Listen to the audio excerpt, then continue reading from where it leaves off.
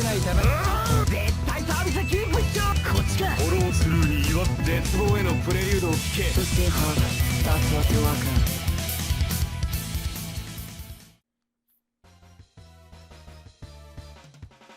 everyone, it's CurlyHairedHero, and welcome back to Prince of Tennis 2005 Crystal Drive. We're in the quarterfinals of the Kanto Mixed Match Tournament, and today, or this episode, right now, however you want to word it, is the 100th episode of Prince of Tennis 2005 Crystal Drive. I've been uploading these since, I think it was like September 2014, September 1st. No, not September 1st. It was like September 3rd, something like that. I'll have to take a look back, because I know this was the first. Prince of Tennis was the first thing I ever recorded for my channel. I tried recording a couple of other different things, but it just didn't work out.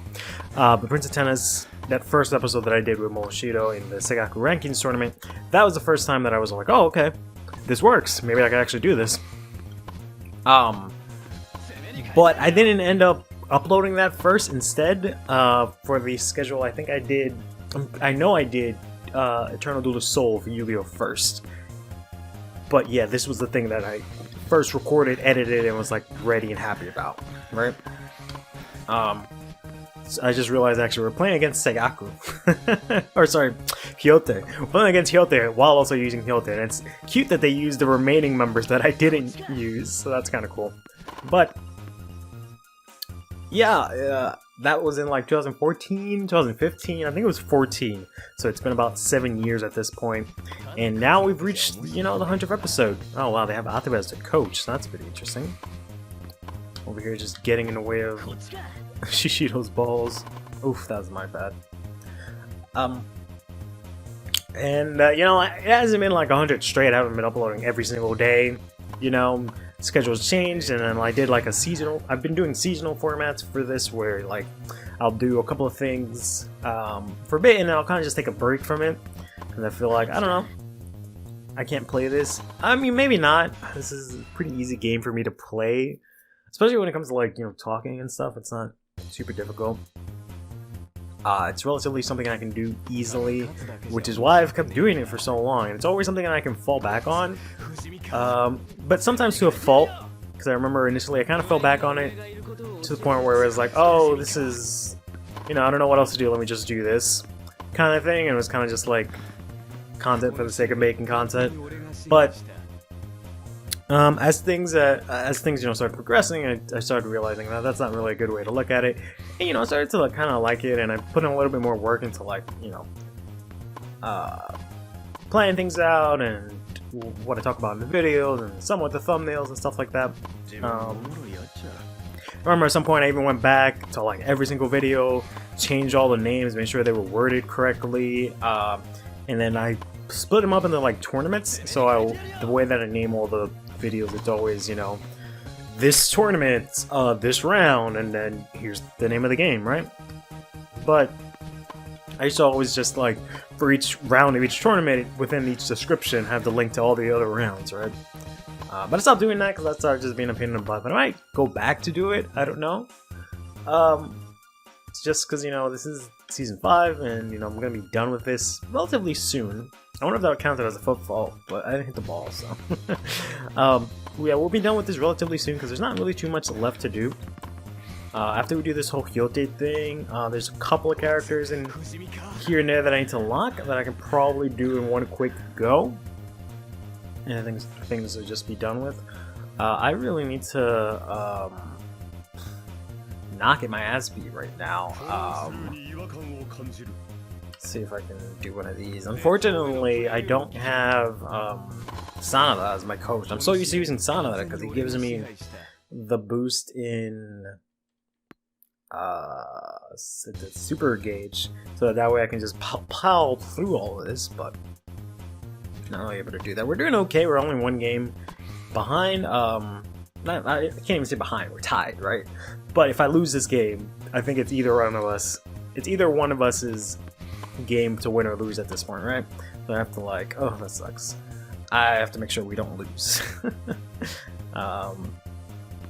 Let's Let's see if we can jam this out. But yep, this is it. This is the 100th episode that I've been talking so much about. Now I can stop talking about it, now that this episode's out. But I also, you know, I wanted to do something sort of special, but I couldn't really think of anything special per se. So that's why the most I could do is this, but I didn't do it for like the 100th episode specifically, but I thought it'd be kind of weird to just do it for one episode only, so I figured I might as well just do it for this whole tournament, and then we'll see what happens afterwards, because I guess if it's just one more season and I'm doing this, it's not too bad, because this really isn't too difficult. It's just the fact that I have to like make sure that I don't look like, you know, a potato before turning on the webcam and whatnot, and that just adds like an extra layer of stress to me having to record. So sometimes that'll make it so that maybe a video won't come out because of that, but I just always want to make sure that I avoid that. Especially with this series, because it's always a nice like little litmus test, or maybe litmus test is not the right word, but it's a nice little thing to fall back on, right? Because there are a lot of times where like I'm not in a neutral horde, something's going on, I'm feeling down, my self-esteem is low, my confidence is low, whatever the case may be.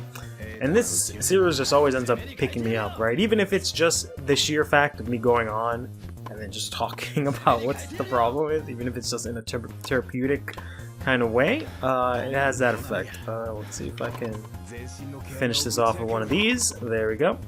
The jackknife. Oh no, that was advantage. I forgot. Okay, but that's fine. So you see otherwise shining there. He has an ability when he's on doubles. He can actually just sit the entire point out, and then I guess he like increases the speed of something or something of his partner, but he just basically makes them play the point alone. And that's in the game. And I was considering using it, but since that game was so close, I was like, no thank you. So maybe next time I'll use it. Maybe I'll pick like Kavaji, because that's typically who you want to use it with. Because I think it balances out, because he probably increases like their speed or something like that. So that way it like evens out. So that, you know how like Kavaji has like really low speed, but he has like good quickness and stuff like that, so it'll balance out in that sort of sense. But I don't know. Here's Jin. I think his name is Jin. Jin, he has a really long last name. But he's the guy that we're unlocking. Once we actually finally get through this mixed match tournament. He's the one that is the last Yote character remaining. So let's go ahead and see if we can just spam through this. Now you can see exactly why whenever I play these games, you just see me, it's just constantly me, I'll hit the ball and then I'll spam the button in order to trigger the taunt so that the super gauge goes up. Ooh, Ultimate Rage's super gauge, that's not half bad. Might be only for like Yote members or something like that, but that's kind of interesting. But the other annoying thing about it is that I can't do it if the ball is not in play. So like if my opponent serves and then I hit the ball, I can't taunt. But after that, after I hit the ball, this like once we're rattling, then I can actually start taunting. So I'm always like pressing the button even when I don't need to, but it's just a lot easier rather than trying to think about it. So we've got a break point here. Let's see if we can. Ooh, we might do. He's a servant volley, so we might do some shenanigans. But we've got our own jackknife here. This is gonna let us win the point relatively easily. Unfortunately, I don't have enough gauge here. So let's see if I can draw this point out and then build up my super gauge or my awakening gauge. Or it's labeled super gauge, so I'll call it super gauge. But when you use it, I guess you enter awakening mode, which is unnecessarily confusing. But I guess awakening is a lot smaller than super. Uh-oh. I might end up getting hit with this, yep. I was trying to get out of the way, but alright. Hey, that helps. So now we got this, and we can just plow through this. Even if we get a fault, it's really whatever. Because this tournament is, I'm pretty sure, in like medium. So I don't foresee us getting returned. Of course, I'm going to hit a fault here. Like, I'm so confident in this that I'm just going to stare at you guys. as I plow through my opponent here with my unreturnable serves.